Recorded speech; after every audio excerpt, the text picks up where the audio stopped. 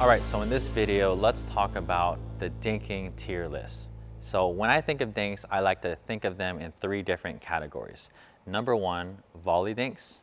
Number two, off the bounce dinks. And number three, short hop or half volley dinks. So let's first talk about volley dinks. Volley dinks are great because they take time away from your opponent and you hit the ball more out in front of your body. So if you are in a very balanced and good position up at the non-volley zone and you can hit your volley dinks out in front of you and also in that yellow zone and control your dinks where you want it to go, this is the very first dink that you want to be hitting every time that ball is headed over the net. Now let's get to off the bounce dinks.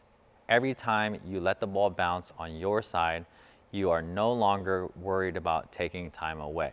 What I like to say is when that ball is bouncing on your side of the court, you really want to be selfish and worry about your time and creating the most time that you can so that you can set yourself up to hit the best quality shot possible. In order to do that, remember, we must move our feet to create enough space and time for us to wait for the ball to come up to the apex, which allows us to be more aggressive with our dinks.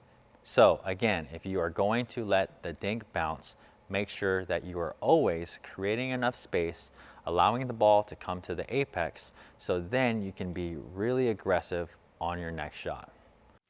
The third and final dink that I mentioned is the half volley or short hop dink.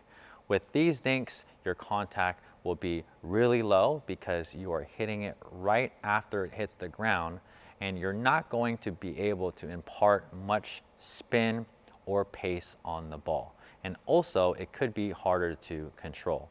So this is why I put the half volley or the short hop dink on the last tier, because this is actually the dink that you want to avoid. If you can first look for yellow zone balls and take them as a volley first. Next, look for the off the bounce dink where you're creating enough space and time, allowing that ball to come up to the apex. And third, if you're forced into a half volley, there's no problem, but we want to do everything we can to avoid them.